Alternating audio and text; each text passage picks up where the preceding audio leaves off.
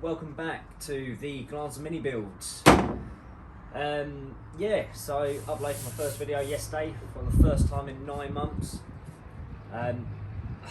It's a lot harder than I remember doing all this YouTube malarkey. I was sitting there kind of like, how do I edit, how do I cut, how do I do this? So hopefully you enjoyed that one. This one, as much as it's quite a boring topic, I'm going to try and make it as fun as possible. So, what are we doing today, you may ask?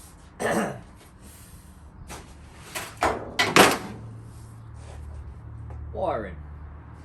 Now, we already know that this starts a Glanza engine. It runs it, sweet as a nut. We know what wires we need to do this, that, and everything else. So really, it should be a case of just neatening it. Again, I won't be able to test this just yet, but the plan is to get the wiring loom shortened inside the car, routed and through that plug connector itself. And that is another big thing ticks off of the list. So I'll bring you in and show you what I'm up against. So here we have our EP91 Glanza loom. Nothing to do with mini is in this. This is the mini loom is already run inside the car basically, and that's going through the wing for lighting, horns and all that kind of fancy malarkey. How it runs, we've already shortened it. We've already taken all of the extra wires out which we don't need. Flip it over. We've got a lot of stuff like this, and as you can see from that, she's been getting a little bit hot in her previous life. Don't quite know the history of it. So out of our 2.5 looms, we're going to be replacing all of the plugs off of this one and getting it inside the car, shortened down, and try and hide it as much as we possibly can. So, start that time lapse.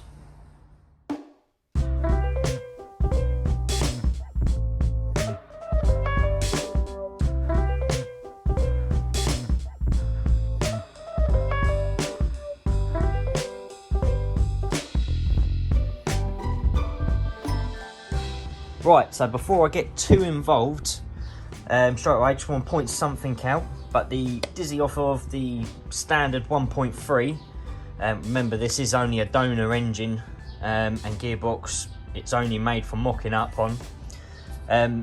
With these, they've got all of the electronic goodness all inside it already. But moving on to our actual Glanza engine over here,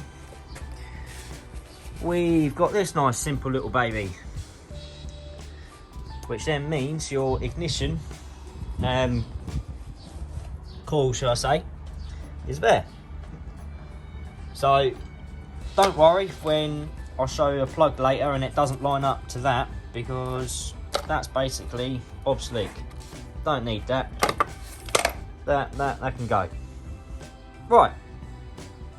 Right, so we've got our multi-pin bulkhead connector, like so. Now this is a 34 pin. Hopefully, I'm pretty sure we did work this out, but we can get that down to about 32 pins, 31 pins.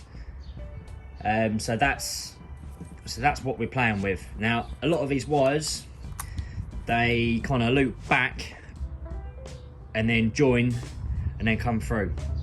So what we need to do is have all of the joins on this side, so we can try and minimise as many wires going through the bulkhead as possible. So we're going to lay it all out, try and get a bit of a kind of idea of where the bulkhead's going to start, so we know what wires are what side, and then we'll plug her in and see which wires can get cut, see which wires are going to get shortened, and maybe see which plugs are going to stay. roll that time lapse.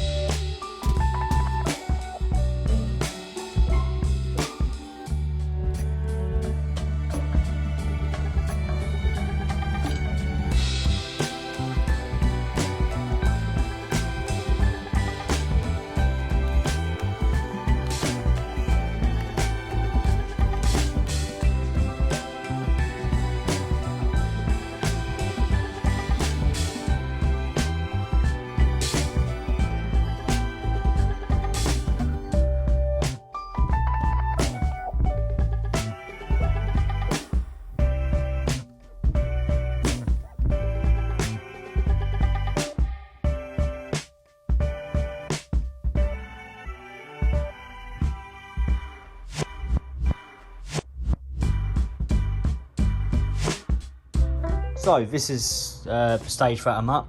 Everything's pretty much plugged in. I think I covered this in one of the previous videos. Got the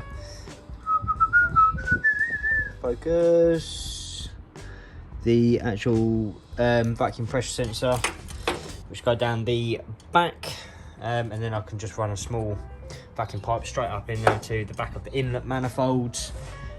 Coils all plugged in. I've got that wire that I was saying about, which won't plug in to the existing Dizzy, which is on this engine. Temp sensor for the ECU. This one, there's no wire currently coming through for that, and no wire coming down here for that one yet. We've got our O2 sensor plug that will just kind of dangle down there for now. So our oil pressure and our temp, which will be mini loom. And if I come in here with the bird's nest, that's these two wires up here, are white with a brown tracer, oil pressure sensor, and the should be a green one.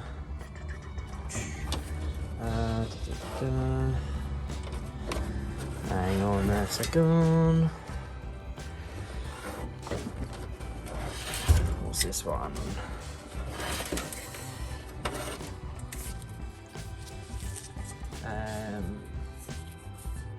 Yeah, coolant temp sensor. So that's the one which say green. Kinda green with a blue trace. So that's going to be run through with the Glanza loom. So that will plug into our standard mini clocks, and we'll still be able to read the temperature and oil pressure light will all be in our cluster already. So that's pretty simple. I think now the next thing to do, pinning them up in our little plug. This is one of the other looms which we've got, which I think it works out to be an EP82 loom, if I'm correct. Yeah, an EP82, because it's got the 2 pins. I don't know off of the top of my head what the extra plug is on the EP90 ones, but it's there. So these plugs look a little bit less crispy. They look pretty clean and kind of suit the build of the car.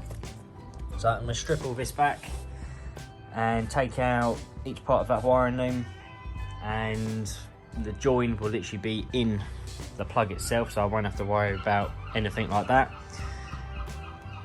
So yeah, I'm pretty much there. Let's start chopping some wires and see how we go.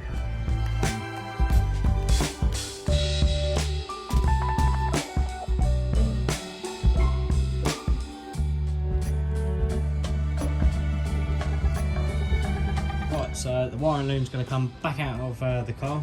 I don't have enough room there to kind of pull everything through and do it one by one. So I've marked how much has got to be on this side. So yeah, so I'm gonna get it out on the floor and now replace the plug with wires back to the actual pin connector, something which I forgot about, to be honest. The injectors, they both share the same wire, so 1 and 3, 2 and 4. That's another join which can be on this side, and it's one less wire going through the bulkhead again. So I've got to ideally sort that bit out first.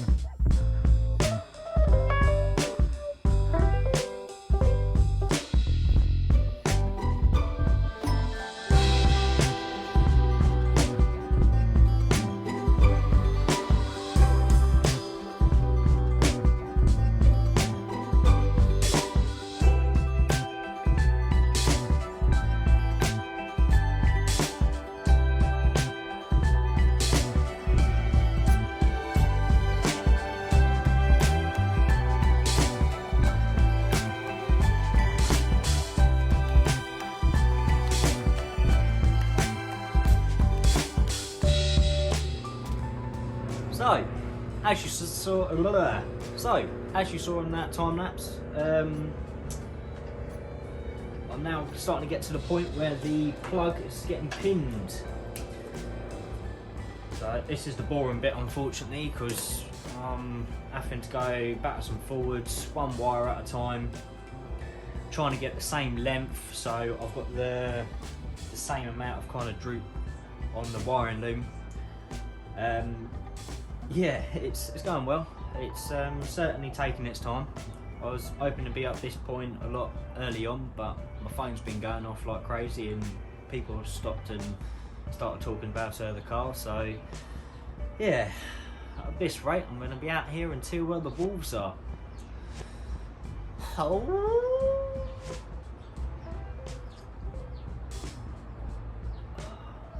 Cracking cup of tea.